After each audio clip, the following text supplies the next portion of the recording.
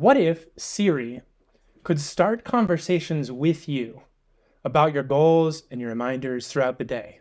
You have 2 scheduled events, gallery deep work from 6 a.m. to 11 a.m. What if it was just like, hey, you scrolling on Twitter, didn't you say you were going to go on a walk today? Weren't you going to work out? Have you hit the gym yet? I'm going to keep going, stay with me here. What if Siri could browse thousands of web pages instantly and just find any answer in seconds and then just save it to your notes app? Would be nice, right? What if Siri could generate travel tips or find the cheapest flights and hotels based on where you were, based on the weather, without you having to ask it and figure all that out? It just knew how to do that. What if Siri could make social media content and schedule and post it for you?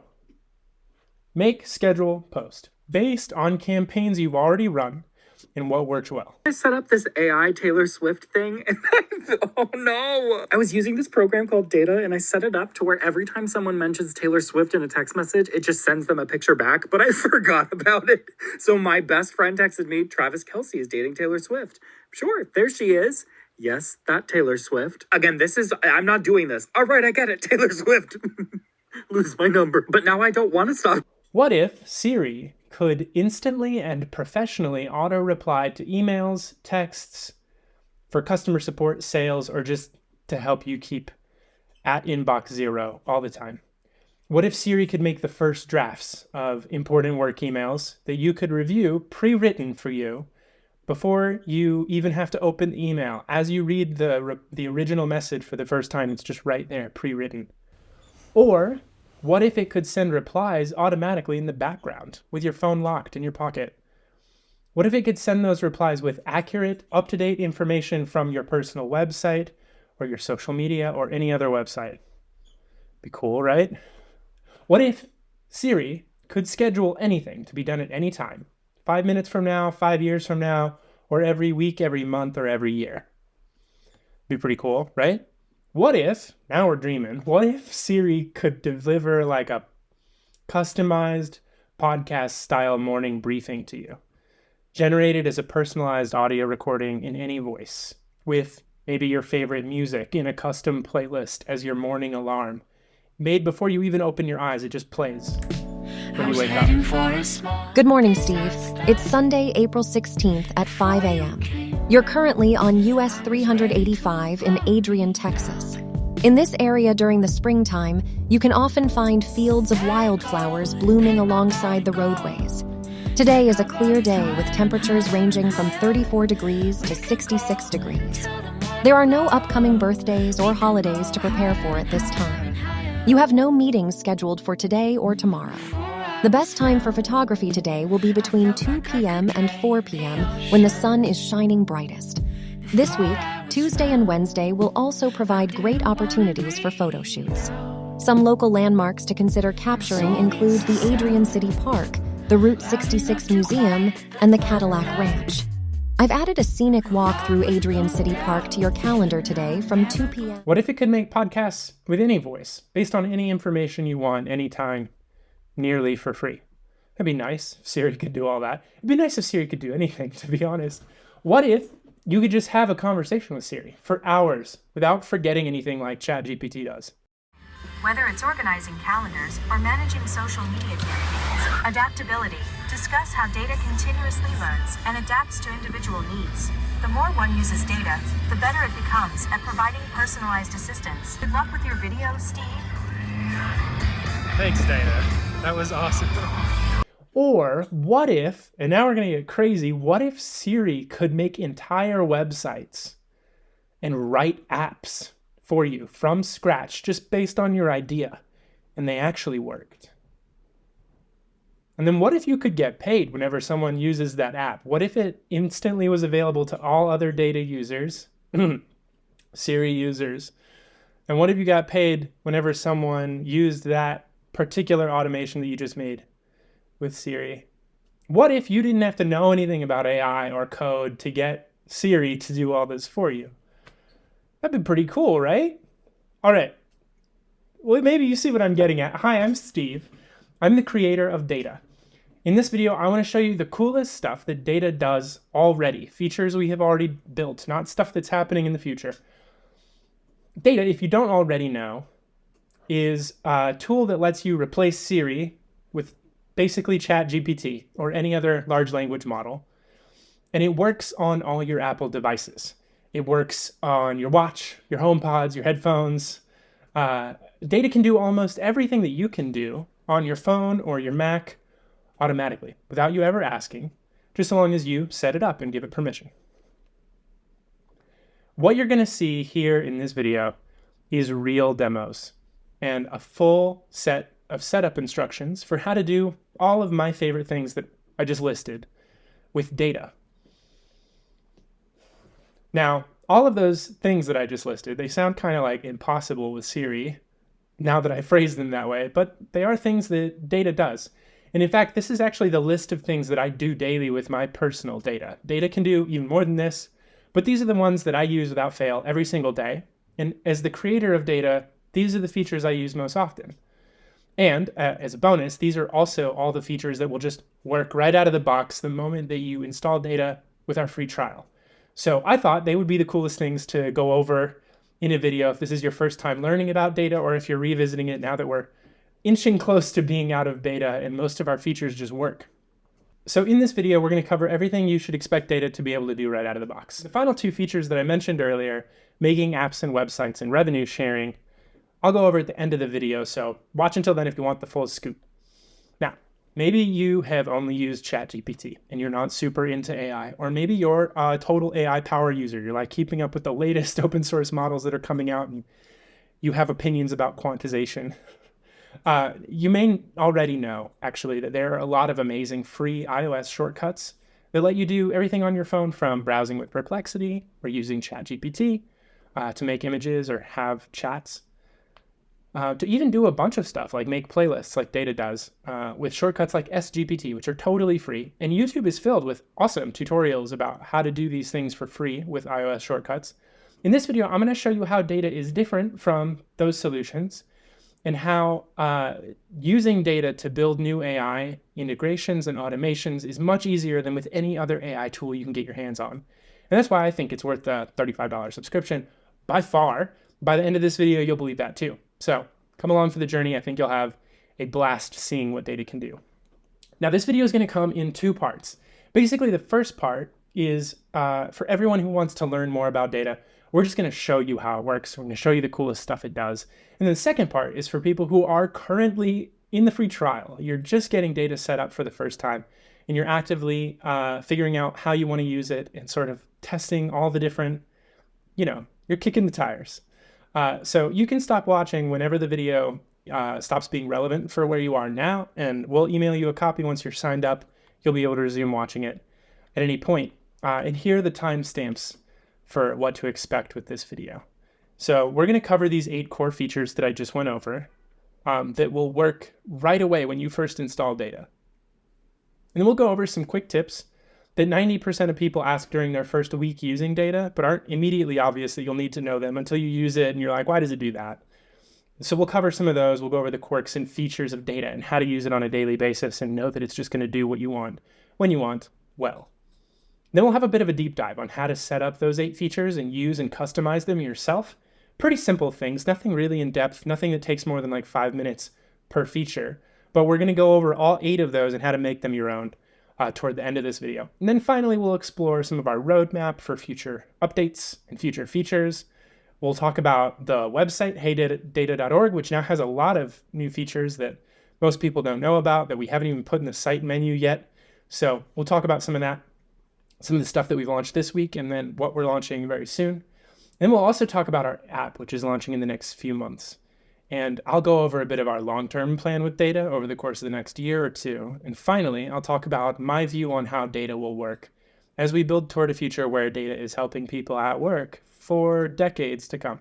Even once AGI has arrived, I think data will be useful to people. I'll talk a little bit about what my view on that is. So if you've used data in the past and it didn't work exactly like you expected, after this video, you will know exactly how to use data to get the most out of it. And then if you're new here, this will get you up to speed on everything you need to know. So enjoy.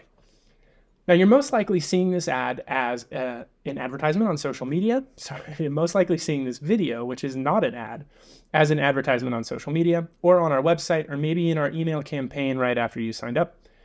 Because we sent you a copy, you can watch it later. Once you sign up, you'll have a copy of this video. Or maybe you're already setting up your data subscription. You're just seeing it organically on YouTube. There are a lot of places you might see this video. In any case, welcome. This video is running in all those places because it is our broadest overview of what data actually does. And I think it's the most useful video we've made. I've been looking forward to making this for a while. Over the last 6 months, we have grown our mailing list from 0 people in April to now it's 30,000 people, and it's growing several hundred a day. We've signed up over 1,800 data customers in that same time frame. And many of those people, as they've used data, have asked, where is the how to get the most out of data video? With everything all in one place. Where is it? And we've been building features so fast that it didn't make a ton of sense to make that video yet. I've been working all summer long to get data to a point where it just works with a lot of the common AI stuff you want to do at work, even if you're not technical, with very little setup. And so I've been looking forward all summer long to showing off how easy and intuitive data is now, because it did not used to be. And in this video, now we're there, so I'm going to show you exactly what to expect from data's coolest features.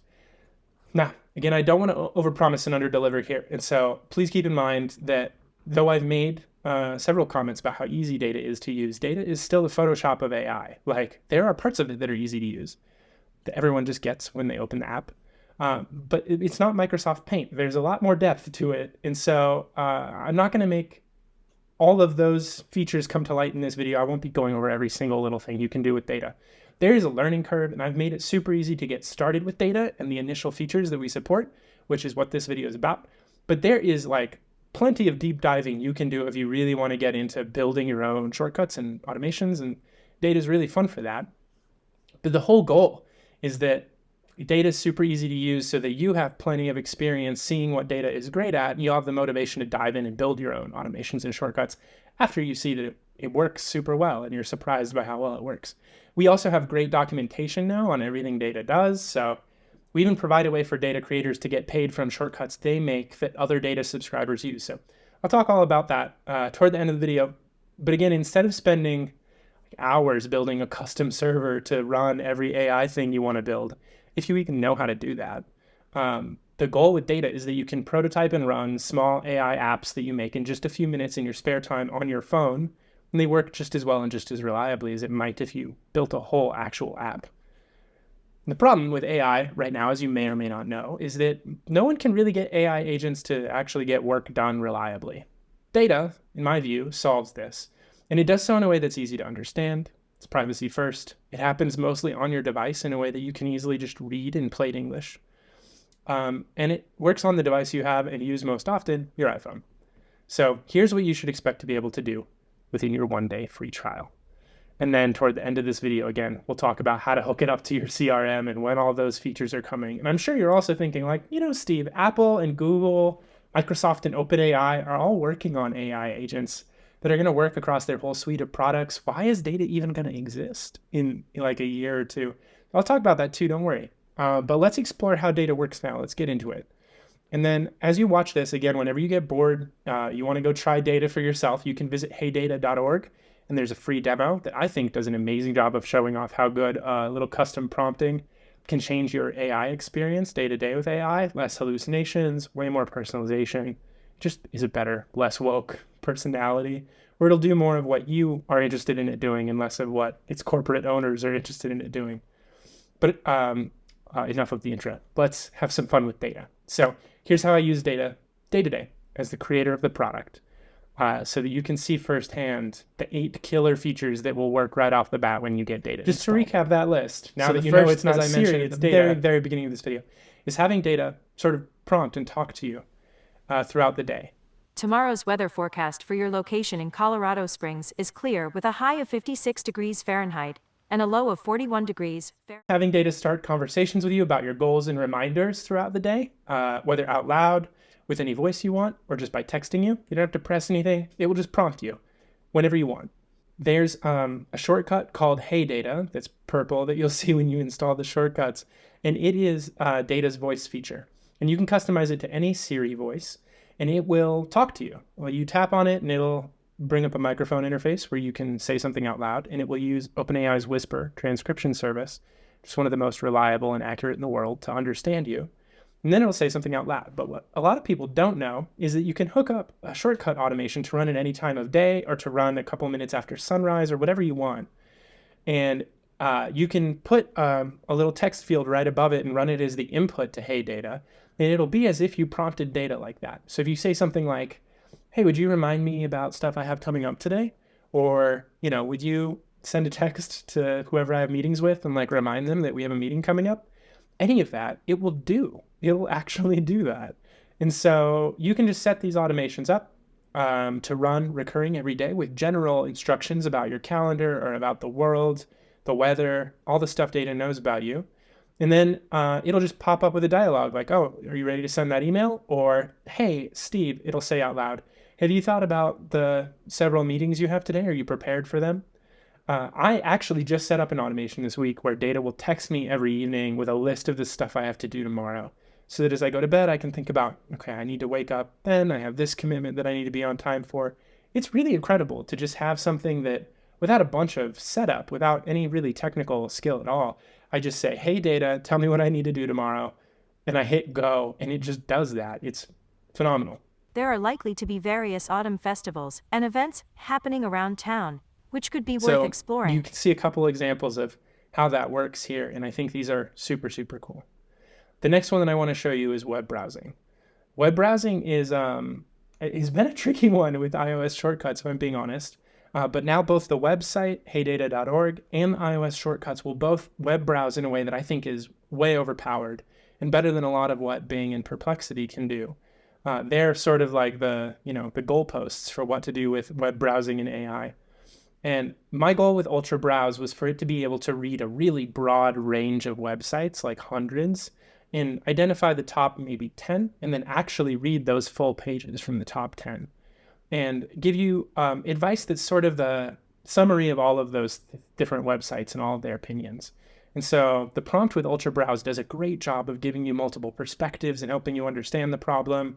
If you ask ChatGPT to go browse the web and tell you the latest news, it will go directly to Fox News and read you the headlines. Whereas if you ask Ultra Browse to browse the web, it will go to every news site it can find related to your location, related to the topic you asked about. It'll read hundreds of them. It'll decide which top 10 are the best, and then it will put together a detailed summary. And it does all this in 15 seconds. It does all this simultaneously using our server, and then it just delivers the answer to you right back to your phone. And so that's pretty cool, and it's also free once you're a Data subscriber to use that, which is killer. So I think that's one of our coolest features. I'm really proud that it works that way. And the coolest part lately is that there's this new feature where it'll just save the output to your Notes app. So you get all the relevant links, sometimes images, PDFs, resources direct from your search request, as well as a write-up on the direct response to your answer, the answer that you were looking for, shredded at the top of the note. And then it's saved in your Notes app. If you need to go back and look at it later in the Data folder, you can just go check it out. You can see what web searches you've run today. It's super cool. I love it. I use it all the time. The next thing I think is very useful and is one of my favorite Data features is travel tips. Whenever I'm out of town, and sometimes even when I'm in town or I have friends visiting, I'll use Data to put together an itinerary for the day. And you can do this in a couple ways. You can, you can just ask it, what should I do today? And you can tell it to quick reply to me and just give me a list. It'll just reply to you like ChatGPT would with a list of cool things to do. You can use Ultra Browse, which we just talked about, to ask that same thing. And instead of getting the 2021 answer that you'll get from ChatGPT, you'll get the up-to-date answer based on things that are actually happening today. What cool events would I be interested in that I actually want to go to? So that's awesome. And it's so much fun to use Data and get like really personalized internet recommendations about what to do today that's live and happening now. Enjoy your day with your friends. And then, of course, finding cheap flights or finding great hotels or finding cool Airbnbs, they can do all that. You just ask. And so highly, highly recommend using Data for travel planning. It's super fun that way. And the next one that I think is kind of mind-blowing, and it's going to get better and better as a lot of these image generation tools come out and get improved, is content generation. So Data already works with DALL-E, and as you know, DALL-E 3 comes out this month. And so Data can generate images and pictures with words in them for your posts, whether those are social media posts, Instagram stories or Instagram posts, or whether those are tweets that you just want a little visual to go with. You can generate a bunch of social media content very, very easily just by asking data, and it will know how to do that. And then what's even better is that you can schedule some of that stuff. You can say, go ahead and put these appointments on my calendar for this week. I want 30 minutes a day to just post on social media. Or you could ask data to do that for you. You could say, hey, every day this week at 9 a.m., would you go ahead and just make a post on social media about the stuff we've been talking about lately that you think would be unique and interesting? And because data has a memory and it can tell what it posted yesterday, it will post something new every day. And if you give it some feedback on how those posts did and what you liked, it will make better posts every single time. And so I highly, highly recommend that you try that out. Just ask data, hey, would you come up with 5 ideas for whatever kind of post you want to make? And look at its ideas and then go, all right, well, every day at 9 a.m., start posting those. And it'll prompt you and it'll start posting them. And you can even set that up to happen completely automatically in the background as well, which is super, super cool. So that's content generation. And then related to that is auto replies. It's a very similar automation. You can just set it up once. Whenever you get a text or email from someone, you can send that text or email to data using iOS. And so long as you give data permission to do that and to read those messages when they come in, it will read the message. It'll reply to it based on what it knows about you. So if you tell it to, it'll schedule things on your calendar on your behalf and shoot email invites when people ask you for a meeting. It'll do a bunch of this stuff automatically, and it's really, really cool to watch.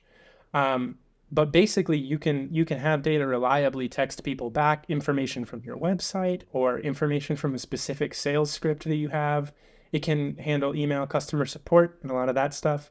That's actually how we have our data customer support set up. Whenever someone sends an email to our data customer support email, I get a little preview on my phone of the suggested reply, and then I decide whether to reply right then or not based on that. Super cool. And that's how auto replies works. I think auto replies are one of the coolest features because it feels like that should be difficult to do and to set up. And it's actually really one of the easiest things you can do with data is just getting it to auto reply to whatever you want. It's so fun. So highly recommend that you check that out. And again, later in this video, we'll be going over exactly how to set that up. So stay tuned. Then up next is scheduling data functions. So I'd already mentioned with content generation that it's sometimes very useful to have data recurringly schedule things. And so the way our scheduler works is if you just ask data, hey, could you do something at this time every day this week? It'll go ahead and set that up for you. And then you'll just have a trigger that automatically runs an alarm, which will run a shortcut every single day at that time. And that's super useful. You just mute that alarm and then you're good to go. You can set that recurring alarm to not have a sound, and then it'll just happen silently. Data will just start doing what you need it to do, whether your phone is locked or not, which is so cool. And then if you want to have, say, weekly or monthly automations, you can set those up too using the automations tab. The same way you set up auto replies for emails and texts, you can set up data to do literally anything. A great example a customer came up with is asking data every day in the afternoon to just shoot a text to whoever's birthday it is and wish them a happy birthday from me based on what they know about my relationship with them. I think that's super fun. I actually had a lot more birthdays on my calendar thanks to Facebook than I think I really need to be sending birthday messages about. But you could technically have data automate all of those, which is really, really cool. So there are a bunch of other ways you can use this, right? Setting the temperature in your house based on the weather outside. You could have it warm up your car at a certain time in the morning if these conditions are true. A lot of the stuff that you might use shortcuts for just gets an AI superpower now. And so I think you'll have a lot of fun scheduling data. The final thing that I like to talk about as a feature you might set up is morning briefings. This is the first tutorial we send to people. It takes a little bit of setup, maybe a couple of days until you get it working reliably. But oh my gosh, when you do, it's so cool. So data morning briefings generate a custom playlist based on artists you recently talked about with data and people who are in the news if you want. And then it makes a morning briefing that plays over that playlist. So you've got this whole DJ radio thing going on from your HomePods in the morning or from your phone, where it'll play music and it'll also talk out loud. And it is the coolest alarm clock in the world. I mean, it is as detailed as you want. It can be presidential briefing style level of detail with news and everything else. Good morning, Steve. It's Sunday, October 8th at exactly 1:25 p.m. You're currently nestled in the heart of Rockrimmon, a neighborhood known for its stunning natural beauty and close-knit community. In Colorado Springs, where Pikes Peak watches over us like a silent guardian, we're enjoying a sunny day with clear skies, perfect for exploring new hiking trails or capturing some breathtaking photographs. Speaking of exploration, remember our recent discussion about Miami? With its vibrant atmosphere, beautiful beaches, unique art scene, and indulgent shopping experiences, it could be an exciting destination for your next adventure. But let's bring it back to today. Here's Steve Morocco's Sunday Daily Briefing. Today is a special day as we celebrate Bob Wood's birthday. Make sure to send him your best wishes. As for your schedule, you have a scenic local walk at Ute Valley Park penciled in from 4 p.m. to 4:30 p.m. I've added this to your calendar based on your availability and the fantastic weather forecast. I'll bet you're wondering how the weather this week looks. Overall, the weather is going to be quite pleasant for the week, with temperatures ranging from a low of 45 degrees Fahrenheit at night to highs reaching up to 74 degrees Fahrenheit during the day. It's the perfect time to enjoy outdoor activities. The best weather day in the forecast appears to be Tuesday, October 10th, with a high of 72 degrees Fahrenheit and mostly clear skies. However, do keep an eye out for Thursday, October 12th, as drizzle is expected with a significant drop in temperature to 51 degrees Fahrenheit. Given this beautiful fall weather, you might consider some local activities that are typical for this time of year. For instance, the annual Harvest Festival usually takes place around this time at Venatuxie Farm, just a short walk from your location. It's a great opportunity to enjoy the crisp autumn air, pick out some pumpkins, and maybe even capture some vibrant fall colors with your camera. As for today, the weather is ideal for photography, especially between 4 p.m. and 6 p.m., when the light will be soft and golden. This would be a great time to head over to Ute Valley Park for your scheduled scenic walk, and perhaps take some stunning landscape shots. For the rest of the week, considering your interest in enhancing your photography skills, I'd recommend taking advantage of the sunny afternoons, particularly on Tuesday and Wednesday. These days could be perfect for experimenting with different lighting conditions or exploring new hiking trails for unique photo opportunities. As you navigate through these events and your photography journey today, remember what Ansel Adams once said: "You don't take a photograph, you make it." So go out there and create some magic with your lens. In local news, Colorado Springs Police Department has been quite busy with several incidents, including a burglary at City Hall and a serious traffic crash at E. Woodman Road and Mark Scheffel. On a lighter note, Dwayne Johnson shared a heartwarming moment with his daughter on social media, while Ed Sheeran revealed his unique burial plans. Tim McGraw and Faith Hill celebrated their 25th wedding anniversary, and a new TikTok trend called #DustySun is going viral. Looking forward to tomorrow. You have a museum visit for arts and culture scheduled at the Colorado Springs Fine Arts Center from 10 a.m. to 1 p.m. It's a great opportunity to immerse yourself in local art and culture. Before I sign off, here's a quote from Catherine Lee Bates, a local poet who was inspired by Pikes Peak to write "America the Beautiful.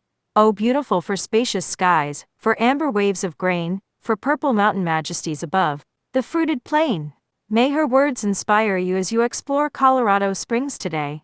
And finally, I hope you enjoy the rest of this playlist I made for you. And that happens every morning automatically. It generates all of that while you're asleep, and then when you're ready to wake up, it just starts playing it. It's really, really cool. And if you want to hit snooze and replay it later, you can do that too without rerunning the whole command. It's really fun, and I think you'll get a kick out of it. I love it. It's my favorite feature of Data, except for this last one, which I'm going to talk about. Just having a conversation in your headphones. And this is a feature that we've actually had working since March. A lot of people don't know this because we've been so taken with all the new features that run commands and do stuff on your phone. But Data can actually just talk to you without forgetting anything for hours and hours on end in your headphone with any voice you want. And I think that's my favorite Data feature, because just popping in my headphones and just talking with a super intelligence that knows everything about anything I'm wondering about, advice I want, that sort of thing, is super powerful. And I love being able to do that with Data, so I'm going to demo that for you.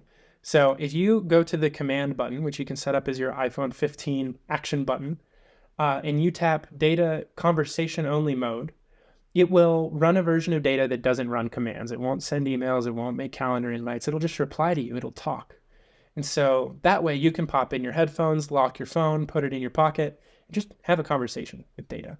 And it will run in your car. It'll run while you're on a road trip. It runs a little bit faster with your iPhone unlocked, but you can also lock your phone. So long as you unlock it whenever you need to record a new voice input, you can just leave your phone locked for the rest of the time, and then every song or two, it'll get back to you with a reply. Or if you have it unlocked and it's running fast, every 5 seconds, it'll get back to you with a reply, and it's like talking to a person. It is so cool. And I use this all the time when I'm driving somewhere or when I just have something I want to work through, an idea I'm working on. It is amazing to get to talk to, some of the smartest AI models in the world about their plans and their thoughts on giving me feedback about stuff I'm working on for work. Let's do a little test drive, shall we?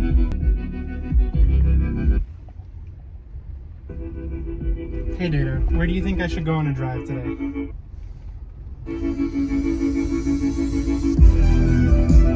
I just finished the edit. This is icing on the cake. I'm adding like a couple extra details.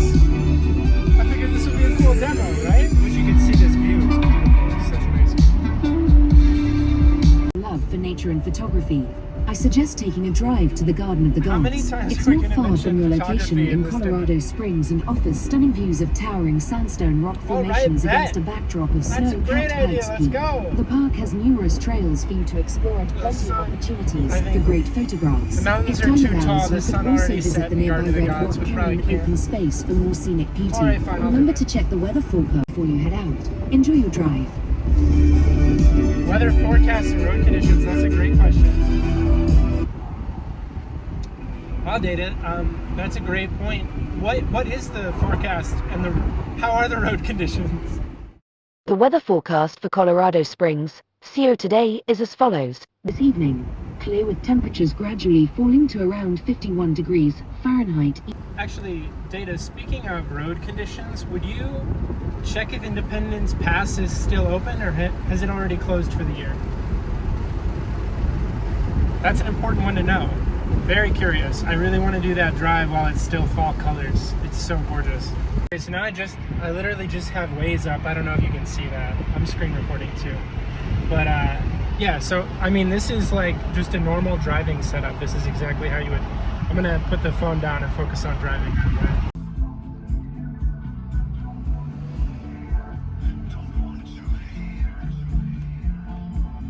So I know you can't see this, but it just suggested running the ultra browse command. So I'm actually not just running conversation only mode right now. I'm just running normal hey data. You can run either. I mean, it depends on whether or not you want it to be able to Google, add stuff to your calendar, whatever. And if you don't mind pressing the screen from time to time to confirm commands. But yeah, so that's what I opted for.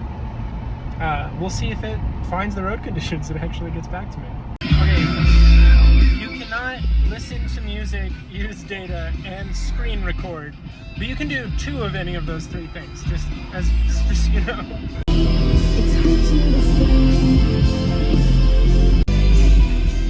It helps for this demo that I only live 10 minutes from Garden of the Gods too. That's a nice touch.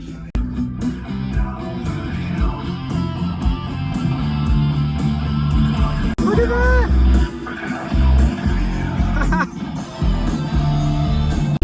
Okay, but I can't be reading while I'm driving. So back to Waze. It'd be so embarrassing when it says stuff out loud in the middle of the park. Like the things I do for the internet. It's summarizing memory. That's why it's taking a second. Oh my god. I just replied to a customer while I'm filming this demo at the same time. Okay, now I'm stuck in traffic.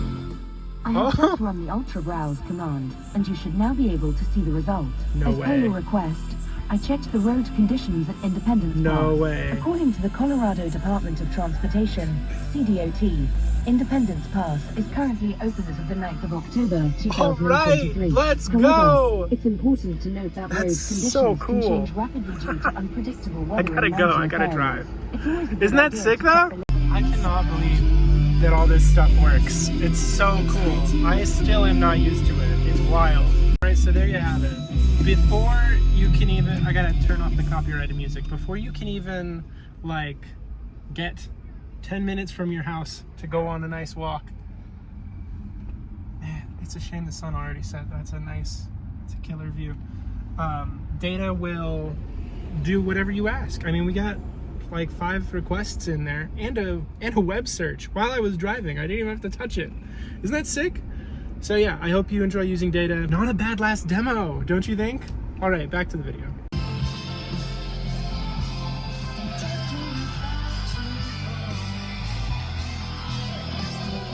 You see that little bit of sunshine still on the mountain? You see, oh, it's beautiful. So there you go. There are 8 actual real demos of these features working. I hope you got a kick out of watching this happen as I'm talking about it here. It's really crazy that Data can do all this right out of the box without really much setup at all.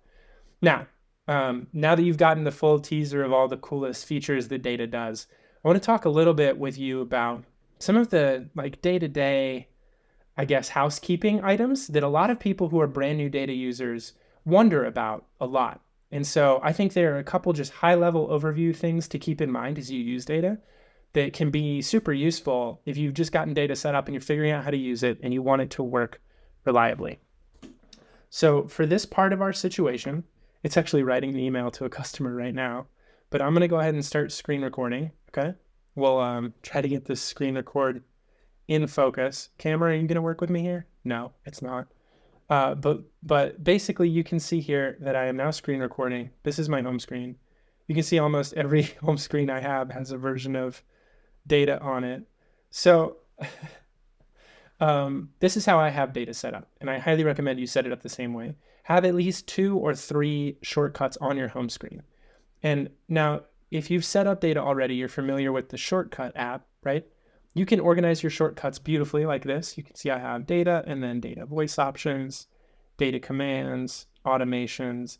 I have them all in really nice little folders that you could set up if you want to be have a nice tidy shortcut setup like mine. But there are really 2 that you need to press at any given time. That's Activate Data or Hey Data. And if you tap Data Actions, it gives you both of those options as well. This is the action button that's meant to be set as the iPhone 15 shortcut button. And what this will do is it will, it'll bring up your 2 options here. So you can see Activate Data is text, and then Hey Data is voice. So you press Hey Data, it's going to talk to you like a person. If you press Activate Data, it's going to text you like a friend that you're texting. And in between texts or replies, you can scroll on Twitter, you can watch YouTube videos, you can do whatever else you need to do on your phone, or you can just lock your phone and put it down and it'll reply to you later. All of this is meant to run in the background. So one of the problems with AI right now is that it runs slowly, and these apps that you're waiting for replies, we've all sat on ChatGPT and just waited for it to finish typing, right? Coolest part about Data is that you don't have to do that. You can just let it run in the background, and then when it's done, it'll reply to you, which is super cool. So highly recommend you do that. So what I have here on my home screen, these are shortcut widgets, and they're way easier to use. And also they're way better at running in the background than running the buttons from the shortcut app. So I prefer to use Data this way. And this is one of the things that I think is very important for people to know is how to use commands. So I'm going to ask Data something as an example here. Data, would you make a calendar event just for me to go to a museum tomorrow? It's the weekend and I want to get some arts and culture in. So you can see it's currently also writing an email reply to someone else. So the cool thing about having these shortcuts set up on your home screen is that Data can run multiple instances at once. So while Data is writing this email reply to a customer right now, which I can see here at the top of my screen, currently running Hey Data, there's also the voice version of Data running the calendar appointment that I just asked for to go to a museum tomorrow. And you can see the progress of both here. If you have a phone with a dynamic island, you can easily swap between them and just swipe back and forth and see which ones are running. But if you have any other iPhone, there you can see it asked me, make calendar event or make one up. Let me finish my thought. So if you have any other iPhone, you can see easily from those shortcuts on your home screen widgets, which ones are running and how close they are to being done. Now, what I wanted to talk about is how to use commands. I think this is one of the least intuitive parts of Data to most people. Now, when you've just asked it to do something on your phone, it makes a lot of sense, right? Like, okay, I asked it to make a calendar event. Now it's proposing that it actually do that. It's obvious here that I want to run this command. But what will sometimes happen, because as we all know, AI hallucinates sometimes. Sometimes you'll just ask about the weather or whatever, and you're not trying to get Data to run a command. And in those times, this is an important part of using data and getting it to work reliably is to be an active participant in getting the output that you want. And so I put this dialogue in place so that you can actively choose, do I want data to go do something on my phone, or do I just want it to reply to me like ChatGPT does? And so quick reply just replies to you. If you asked it to give you a museum to go to, like I just did, and I hit quick reply, it would go, you should go to the Fine Arts Center, have a good time. And that would be it. It wouldn't hallucinate about having made a calendar invite or any of that. It would just give me an answer to my question. But if I hit run command, it will actually go make a calendar invite on my phone with the address of the place it thinks I should go tomorrow to a museum. And we'll see which museum it suggests I go to. So I think it finished replying to that email to that customer, which is great. And yeah, so we'll see this calendar invite pop up here on my home screen automatically here in a couple seconds. And so this is really the fun part of using data, is that you can actively make the decision of, okay, well, do I just want to reply like a text message, or do I want it to really go make the calendar invite, maybe invite people to it? You could do either. And so it's important when you run a command that you know what you're asking for and confirm the data has chosen the right command. And if it doesn't choose the right command, or if you haven't asked for a command, don't run the command it suggests if it suggests one that's not what you asked for. And the reason I say that is that if you run a command, basically it passes that command your exact request. So if you didn't ask for anything, the command's not going to run very well. But yeah, here we go. Check this out. Museum visit for arts and culture, Colorado Springs Fine Arts Center, called it. Enjoy a solo trip to the museum to soak in some arts and culture, Colorado Springs Fine Arts Center. I have just run the command to create a calendar event for your museum visit tomorrow. The event, titled Museum Visit for Arts and Culture, is scheduled from 10 a.m. to 1 p.m. at the Colorado Springs Fine Arts Center. This solo trip will allow you to soak in some arts and culture. Remember to check their website for any special exhibitions or events happening during your visit. Afterward, take some time to reflect on the artwork and how it made you feel. Enjoy your cultural weekend. Thanks, Data. This is so cool. And you can hit done at that point to continue the conversation and say, oh, wait, could you also invite someone to that? Remake the calendar invite with some people invited. I'm not trying to go alone. Or you can go check out the calendar invite. You'll see in the description of the calendar invite, it has all that information that I just told you about out loud. So that's the magic of Hey Data, where it talks to you and it can run commands on your phone. That's just one of the many ways I think you can use data. But I want you to keep that in mind as you run commands. If it is doing stuff you didn't expect, it's probably because you're not confirming that the right command is being run and taking the appropriate action. So hopefully that clarifies that a little bit for you. When GPT-3 inevitably hallucinates and suggests that you make a contact when you just asked what you should get for dinner, now you'll know, hit quick reply, ignore the command it's trying to run, and then you'll get the output you expect. Now, what you just heard was Siri, voice 4. I've memorized them all at this point, which is an American voice. If you're an international user and you're just setting up data for the first time, what you'll want to do is you'll want to go into Hey Data, and you're going to want to get used to doing this. I would get to know iOS shortcuts because this gives you so much power if you're willing to dive in here and customize it a little bit. So if you go down to this speak block and you select Siri, if yours sounds a little bit like a robot, you want to find a Siri voice that you have downloaded to your phone. So you can go to the country that you're from and select the voice that you're looking for, like English, United Kingdom. I don't think I have any. Yeah, I have a UK voice downloaded. And once you select that voice, then Siri will speak in that voice instead. And so it's important to select a Siri voice that's one of these new high quality voices that you actually have downloaded to your phone, because then when you talk to Data, it'll do a much better job of actually talking to you in that new voice. So there are a couple different data voice blocks that you can see I have organized into data voice options here. Each of these has its own voice. And so I would hop in and edit each of these, figure out which voices you want each of them to have. And you can do the same thing with 11 Labs. If you don't know what 11 Labs is, it's basically a very advanced voice service. It's like the OpenAI of voices. And it lets you pick basically any voice, any human sounding voice. You can even use a custom made voice. And so highly recommend you check out 11 Labs if you're into talking to Data on a regular basis. But yeah, you can hop in and edit any of these and change the voice that they use quite easily. All the 11 Labs ones actually use the 11 Labs block, so you can just change the voice there. But yeah, whenever you're getting it to speak out loud, super easy to just change the voice and talk to it that way. So I hope that gives you a fun thing to try. I'm going to change it over to the UK voice and we'll test out another one of the shortcuts. So when you just want to talk to data and have conversation mode, like number 8 that we talked about earlier, just talking to data in your headphones, this button conversation only mode is for that. Hey data, how are you doing? Would you give me the rundown on like what's going on my calendar tomorrow? I know it's Saturday. Do I have anything important going on? And what do you think I should get up to? Every single prompt you run with data has a copy of your calendar, a copy of the next week's weather, and a copy of all the recent stuff you've talked about. And so without it doing any web browsing or doing any shortcuts, it knows a lot about just your current context, and it can give you really useful replies that a lot of AI apps can't because they don't know that context. And so you'll see here, I'm using this just talk to me mode that doesn't run any commands.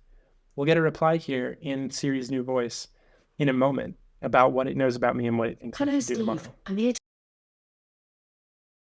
to assist you as always. Tomorrow, Saturday, the 7th of October, you have a museum visit for arts and culture scheduled from 10 a.m. to 1 p.m. at the Colorado Springs Fine Arts Center. It's a great opportunity to soak in some arts and culture, considering your interest in nature and photography. After the museum visit, how about exploring a local park? The weather is expected to be clear with a high of 68 degrees Fahrenheit. Perfect for outdoor activities. You could take advantage of this to capture some beautiful shots for your collection. Remember to relax and enjoy your weekend. Thanks, Data. I'll do that. And then if you don't want to submit a reply, you can just swipe up on this screen and it will automatically cancel Data from running. And of course, Data remembers what you talked about. It'll pick up whenever you reactivate it. So that's how to work with Data on just a day-to-day regular use basis. If you've been a little confused about that, you're just getting running with Data, and shortcuts are very weird at first. Hopefully that clarifies some of how to just use it on a day-to-day basis. And hopefully you learned something here. Again, highly recommend you set up those home screen shortcuts because they're amazing. Up next, let's talk a little bit about one of my favorites that I think is surprisingly easy to set up. And that's shortcuts, automations. So whenever you use schedule data, which you see I have here as one of the commands, you hit schedule data. And this works at first just like hey data, where you say something out loud. But if it recognizes a time in your request, like send a tweet about how cool data is at 8 a.m. tomorrow, it will go ahead and schedule that. And so it's doing that now. But in order to run those things that you've scheduled, you need to set up a specific automation that I'm going to walk you through right now. And it's really quite simple. You hit alarm. When any alarm goes off, run immediately and don't notify me when run. And then the shortcut that you want it to run at that time is called Run Data Automations. And there's one other way you want to set up Run Data Automations. Yes, correct. I wanted to repeat on those days. Okay, so one other way you want to run data automations, and that's every day at midnight. And so what these two things are going to do is, first of all, whenever an alarm goes off, which is how it cues that thing that's about to happen, whenever an alarm goes off, it'll run that prompt that you just gave data as if you just gave it. So when I said, would you send a tweet tomorrow at 8 a.m.? At 8 a.m. tomorrow, it's going to get instructions, please send a tweet. And so we'll do that. And then I want this to happen at midnight, same thing, run immediately every single day. And then same thing, run data automations. So that second thing that we just set up, which is running every night at midnight, that is going to take every alarm that's happening today and flip it on. So what data does when it schedules something for you is if it's happening in the next 24 hours, it leaves the alarm on because it needs the alarm on for it to run. And then when that alarm goes off, it goes ahead and removes it, it marks it as done, and it has it done. But if it's a couple days from now or it's in the near future, it will make the alarm and then it'll turn it off so that it doesn't just go off before it's ready to go. And so every night at midnight, it checks the next 24 hours of things that should happen, and it turns the alarms on for those. And so that has the effect of being able to do some really cool stuff. Like if you only want it to do stuff 2 weeks from now, it'll just wait until that date, and then it'll flip the alarm on and it'll do it. Or if you want an alarm that happens every single day, you can just make that automation and every single day it'll happen. And so that's some of the fun ways that you can use Data Scheduler. And once you set up those two automations, you're done. Anytime you ask Data to do something in the future, it'll just happen. And so really very little setup there. It's super fun that just works. And if that doesn't make sense to you, it's okay. Pause, rewind the video, go back through it, watch how I did it. It's super easy to set up. And so long as you do it this way, it'll just work every time. And of course, if you have any issues with that, you just send an email to Houston@wehaveaproblem.org and I'll pinpoint maybe where your setup needs to be a little different or anything like that. Shortcuts are a bit of a learning curve, like I mentioned. So don't feel bad if you get anything set up wrong on the first try. It's always a bit of a learning process. So be patient with yourself. Up next is auto replies. So I showed you what auto replies look like, but how do you get them set up? Also super easy, which is really fun. So you can actually see here, I'm not even going to set up a new one for you. You can see here how I have customer service set up. So when I get an email and the subject contains literally anything, this is a blank space, and it's to one of these three recipients, which is Houston, and we have a problem.org, data at lander.media, and no reply at lander.media, which you shouldn't reply to, but we still get it. Anytime an email comes into one of those three email addresses, I automatically see the suggested draft email reply pop up right in front of me, which is super cool. And so that's how I have it set up. It's super easy to set one of these up. You just go to when I get an email, choose what you want the filters to be, say run immediately, and then hit next. And you just search data quick. And whether you want it to be an email or you want it to be an SMS, you can pick one of those. Or you can customize it and make it your own, like the demo where I showed I customized data quick SMS by duplicating it and then adding our work website to it. And you could see the replies were information from our website, live off our website. So if our website changed or we had a new post up, you would use that. It's really cool that it's that easy. But that's it. And then every time you get an email or a text, it'll reply to it, or it'll put up the draft page. There's one other thing you need to do if you want it to be fully automatic, and so I'll show you that here too, even though that's kind of a power user feature, okay? So go to, for example, quick SMS, scroll down. You see here at the bottom, there's this card that says send, and that's the actual block that sends the message. There's a toggle both in the email and text message one here that you can turn off or on. And if it says show when run, it'll pop up the sort of draft card where it has written the message, but it hasn't sent it yet. And then you'll have to hit the send button. And most people prefer that, so that's the way it ships by default. But if you want it to be fully automated and you just want it to go in the background and you have warned whoever is getting these things that these are AI responses, they all come with a little disclaimer at the bottom too, so people can tell that it's AI. But if you turn off show when run, it's just going to send it automatically, which is super cool. So you can do that, and then data will just text people back automatically. That's all you need to do. Very fun. And then as you can see, I have auto text message replies set up for quite a few people.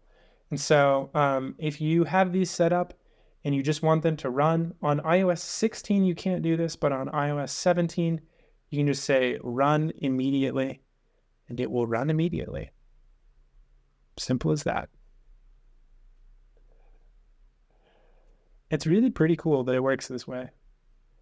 And now every one of my friends and contacts will get an automatic text message from me when they text me. So simple as that. Highly recommend you don't do that with your significant other. It will ruin your relationship very quickly. I'm single now. I'm just kidding. Up next, I want to talk a little bit about editing prompts. This is actually the perfect segue. So what you'll notice is it doesn't really text like you want it to. And that's because I wrote sort of an example prompt in my style, and I thought it would be fun to write it this way. But obviously it's not going to be perfect. In any data shortcut, you can just go in and scroll down to this text block. There are a bunch of these in some of the shortcuts, but basically every text block is a prompt the data is going to read. And so I'll break down for you very briefly here. Update auto personal none. Those are all, we call those flags. And you can see on our Notion workspace the instructions for how to use flags. But to translate that into English for you real quick, update means it's not going to store it in memory. Auto means it's not going to run a command, it's just going to generate a reply. And personal means it's going to read in some of my personal information like my calendar, etc., into this reply so that it can reply basically as me. And then none also means that it's not going to put its output in memory either. So it won't remember that it's done this except that it manually saves a specific output, which you'll see later. So that sets up data to work a specific way, and then it runs that way. You usually don't need to worry about those flags. You can just leave them there. The rest of it's all plain English. So that's really the only technical part. And again, there's a beautiful guide on Notion for understanding how those work. But you don't really need to understand how they work. You can just read the English for the rest of it. So as you can see here, it says, you answer with a perfectly formatted, natural human-sounding reply text and nothing else in all lowercase, just like Gen Z. So GPT-3 doesn't always listen to these instructions, but GPT-4 does, and you'll notice every single text that GPT-4 sends is in lowercase and is written very casually. And I think the text messages actually seem like text messages, which is pretty cool. It's hard to get ChatGPT to do that, but it does. And so, again, if you want it to be a different tone, or you want it to write a different way, or you want it to pronounce things a certain way, you want it to use certain slang or jargon from your industry, super easy to do that by just changing the prompt and telling it, you're a professional salesman, you're a real estate agent, you're, whatever. Please talk this way and make sure these people buy homes, or whatever you're using it for, right? And so it's super easy to just reprogram it by just talking to it differently and giving it a different prompt to reply to. And you'll see here where I've said text message I just received is right here. And then I use that little variable. And then I use the contact name. Please respond to them by their contact name. So it's really pretty straightforward. You can just read in English what's going on, and then you can customize it to be however you want it to be.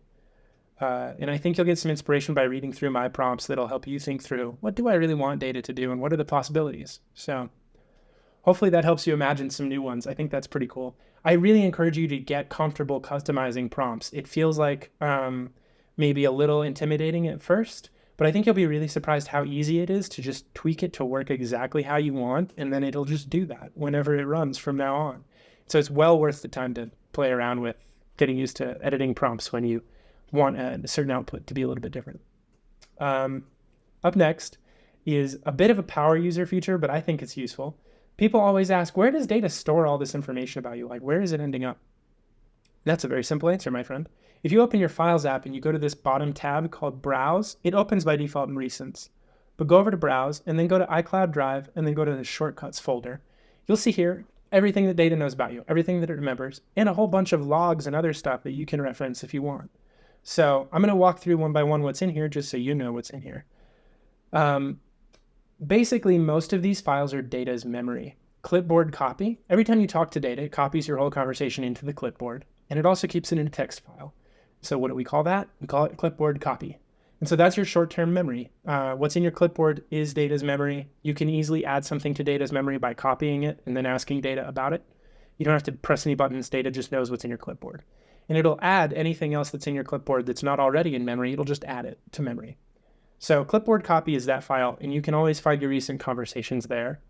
And then when those get too long, they get compressed into long-term memory, and that's called data mems, which is a silly little word. But I made that well before I knew data would be a big thing, and it's way too late to change the name of the file or it would break everything. So data mems is your long-term memory. It basically has a summary of what you talked about yesterday or whenever it last compressed memory.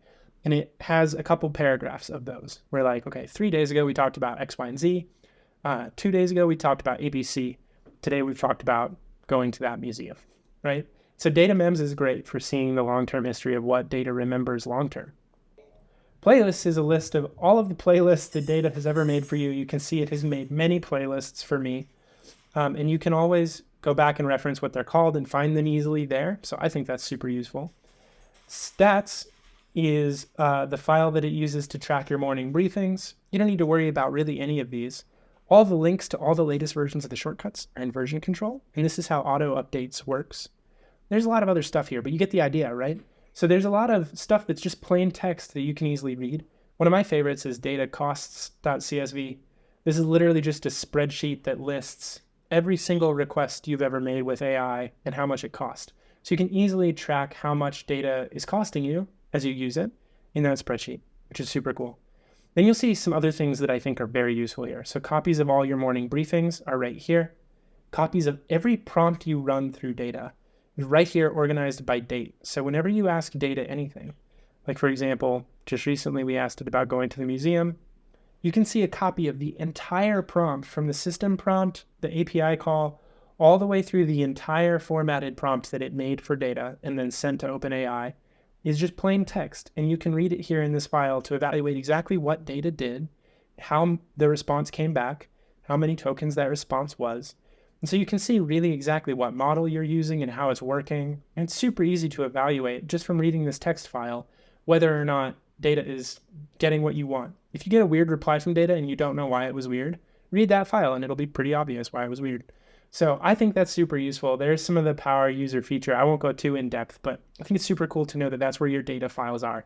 everything that the shortcuts knows is in that file. Data is like shortcuts are stateless. They don't have any memory. So if you ever just want to start from scratch, you just delete that shortcuts folder. I'd recommend backing it up. But delete that shortcuts folder, and data will be like you never used it before. It will start brand new. It will reinitialize and all that. So there's your files and folders. How you doing so far? Enjoying the video? I'm having fun. We're almost through it here. We're gonna get into some of the like cool custom setup here in a second. But the final piece I want to add here in this like power user section is that there are some things that we require you to edit your files to do that I really wanted to be way easier. And so I've made some custom shortcuts that do that. Remember I mentioned that file that has the latest version of all the shortcuts? Well, if you go down here to data settings, this is my folder for all the settings stuff that I've made to make data easier to use when you want to do some like system administration, basically. If you want to get into the weeds, you can. You never have to do any of this, but let me show you how it works. So the first thing is, as I mentioned, data always replies and stores it in your clipboard. But maybe you don't want the whole conversation history in your clipboard. Maybe you just want the most recent reply. Well, you can easily use this shortcut to just see the recent replies from data. You hit replies. It'll break it all down for you by reply. Or if you hit by line, it'll break your whole clipboard copy file down by individual lines, which is super cool. So you can always just pick out what you want to copy and paste. It'll add that to your clipboard instead of the whole conversation. And you can easily just go paste that wherever you need to paste it. Then there's this shortcut called API keys and personal info. Now, if you get some more AI tools and you want to plug them in and use them with data, you have a choice when you run this, whether you want to just clear your short-term memory, which often people want to do, or whether you want to edit your personal info. Now, editing your personal info is super easy. It'll just take you step by step through kind of the same process that you did when you first installed data, where it asks you for your name and your API key, your phone number.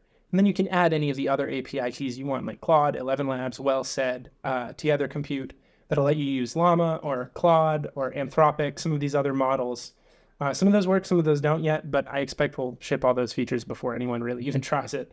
So yeah, highly recommend you go check those out. Super cool to add some more API keys and switch your model over to another, because you don't have to use OpenAI for everything. And in fact, one of the ones I'm most excited for is completely offline mode that'll let you run data locally on your phone with no internet connection, so that it can do all this even if you're not connected to the internet. Pretty cool. Install missing shortcuts is useful just for updating. If you have a problem with any shortcut ever, you can hit install missing shortcuts and it'll update to the latest version of that shortcut. Just by tapping, it'll prompt you to install it. And then you just hit add shortcut and you're done. You have the latest version. So super useful shortcut if you ever have any bugs or something doesn't work as expected. Usually I've heard it from 100 people before you ever experience it. So I highly recommend you just hitting install missing shortcuts and then installing the latest version of whatever it is you want to install. And then it'll probably be fixed.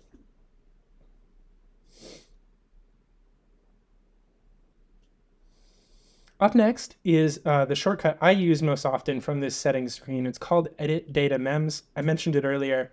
It's really just a glorified text editor. So if you happen to like get a hallucination from data and you don't want it to remember that it said that, or you asked it something personal, you want it to forget it right away, you can just go in here to your recent conversation history, select it, hit backspace, hit done, and now it's gone. Data won't remember it. There's no other log of it in here. And so you can easily just like sniff that from your memories really quickly. And that's a useful way to, if data starts hallucinating or gets in the pattern of doing something you don't want it to do, you can easily just erase that from your recent memories. And then it won't do that anymore. Super simple. The rest of these you never need to tap or worry about. Those are the only ones I wanted to go over.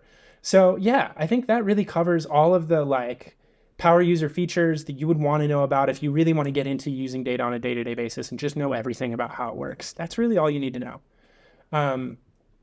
Then I encourage you as well, as you get your first shortcuts and automation set up, the first thing I think you should really go dive into and do is morning briefings. It's the first tutorial we send you for a reason. It's a bit of a high bar, like it feels difficult and it seems complicated at first, but it really just takes, maybe 20 minutes of concerted effort setting it up and then some tweaking and tuning over the first couple days that it works. And once you do that, it's set up and it's working. And the reason that I suggest you do that is because once you've done that, you've done the hardest thing there is to do with data. Literally everything else is easier. Building your own shortcuts, setting up automations, reading our Notion documentation, all of it is simpler than doing morning briefings. And so I start people there so they know it's all downhill from here. You can do other cool stuff very easily if you can do morning briefings. And so be patient with yourself as you do morning briefings. No one understands how to use shortcuts when they first start with shortcuts. It took me literally 3 months to figure out how half of this shit works. So don't expect you to know it all in the first day, and certainly not in the first week. But I've tried to be very thorough with the tutorials so that you do have a way to feel supported and get up to speed as you get through the learning curve here. That about does it for our as you get set up, what sort of things should you know about data to get it working and use it well? So I think that covers really everything we wanted to cover. There are a couple specific setups that I think we could go more in depth on. So if you want those, please let me know and I'll do that. But without any further ado, let's go a little bit now into talking about the roadmap. I have waxed on and on about setup. We haven't really talked at all about the vision, and you've watched this far, so I want to give you a little reward. We talked about the 8 most useful, most common features that most people will be able to use data for every day, that I use data for on a regular basis without really, I don't have time. I'm busy at work, I'm not trying to play around with AI every day. It's not like it's fun for me to just play around with data.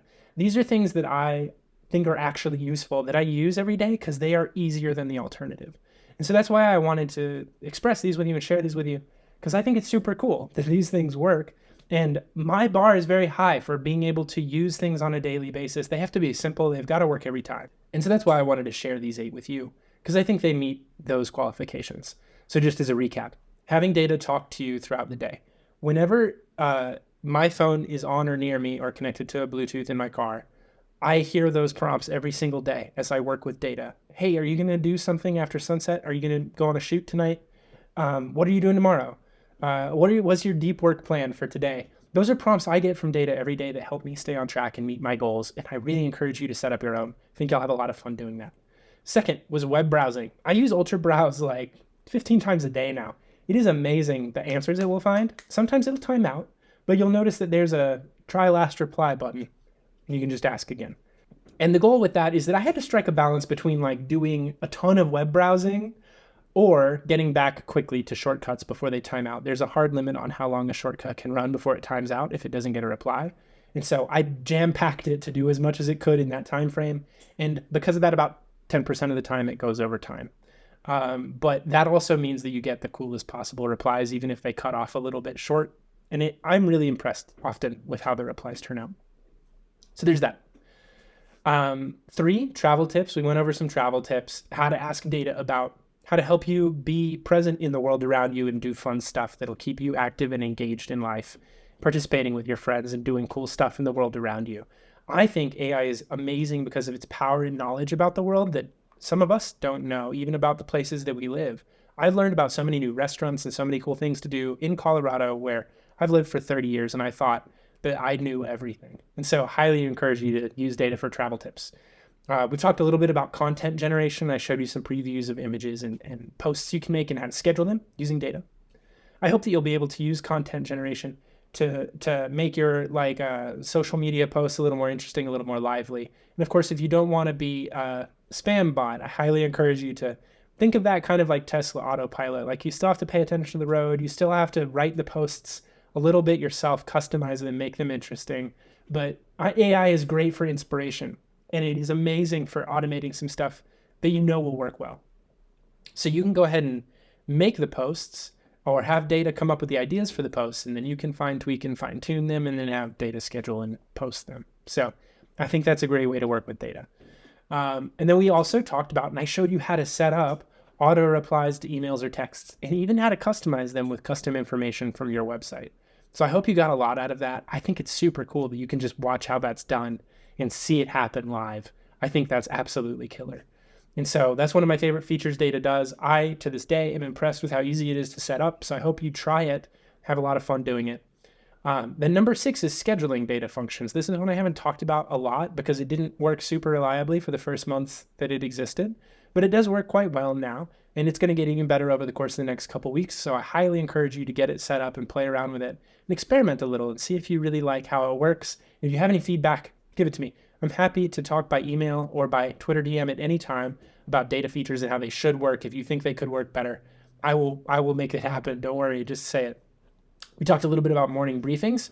You will get the tutorial for how to do morning briefings in within an hour if you've already signed up for a subscription. Within an hour or two, I think we send you the morning briefings thing, or maybe after 6 hours, I don't remember. But anyway, it's the first tutorial you'll get doing morning briefings, and then you'll get to immediately dive into having data wake you up in the morning with news about the world, and I think you'll love it. Then up next is talking to data in your headphones. I gave you a little demo of what it's like just to have a conversation with data and know that it will just respond to you in a thoughtful, meaningful way that really hears what you said. And I think that's one of the coolest things you can possibly ask from your cell phone to be able to do, whether it's telling you stories or giving you historical information about stuff around you. Whatever it is, data will just do it. And that's one of my favorite ways to use data, is just to pop in the car, go for a drive, put data in conversation mode and put Waze up, and then just drive and learn about the world and talk with AI. It is amazing to have access like this to super intelligence, and it's so much fun to get to use on a daily basis. So I hope you love it. And then finally, let's talk a little bit about the roadmap here. So as you know, the website currently says that it does some of what the shortcuts do, but not all of it. And it's been that way for a couple of months, but we are nearing the end of that time. Soon the website will be able to do as much as the shortcuts, perhaps even more. And there'll be a chat interface where you can just talk to data on the website without even having it installed. Now, obviously that works a little bit differently in that it doesn't happen all on your device. It happens on our servers instead, but it will happen encrypted and with your device, your information securely stored in a GDPR compliant. It won't be risky, is what I'm saying. And it's super important to us that we protect your data and we treat your requests with the privacy you expect. So we can't see anything you do on your phone, obviously. We only get hourly usage statistics, which is not very detailed, but it's the maximum I was willing to do for iOS shortcuts. And then for the website, we'll know a little bit more, like how much people are spending and this sort of thing. But again, we'll keep it pretty private. We don't server log much. And so we'll server log just usage statistics, and that'll be about it. And then website data will be able to do so much stuff. Already, it can do live transcriptions. It can summarize any text of any length. I even tried Lord of the Rings, and it summarized it in 15 seconds, which still blows my mind when I think about it. Ultra Browse has its own interface on the website, which you can use, and you can customize how many searches it does, how many websites it goes to, and then how many links it gives you at the end. There are a couple other things like Mermaid Chart Maker, which doesn't even have a shortcut yet. I need to make that. And it'll make a graph or a chart just like your data guide had for any topic you ask it about. That's super fun.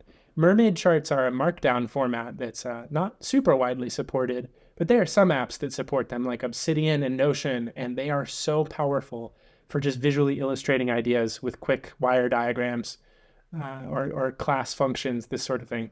So I think you'll really enjoy that feature, especially if you're a developer, you want to visually display what you're working on super easily. You can just ask AI to make it. So that's super fun. And then there are a bunch of other features like audio and video transcriptions with Transcript. All of these are going to come into the chat interface so that data can use them automatically without you having to know what they are. Just like commands happen on your phone, data on the website will pick which things to do based on what you're asking it to do, and then it'll go do it.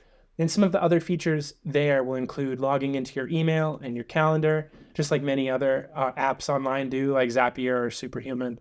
And it will help you basically manage your email, manage your calendar, and do some of the more automated document-related tasks across Dropbox or Google Drive or whatever from the website. So that's what we're building toward with the website. That'll be really, really cool. One of the most exciting things I think the website is going to be able to do soon, and Replit just launched this feature in mid-September. It's now early October, and so I'm in the process of building this now that it's out, is building its own code. So when you ask data to do something that it has never done before, but that it thinks it could do, it is going to write that code for you and test if it runs. Then if it doesn't run, it will go back and it'll rewrite it until it does run. And then when it runs, you will get credit for being the person who asked it to make that.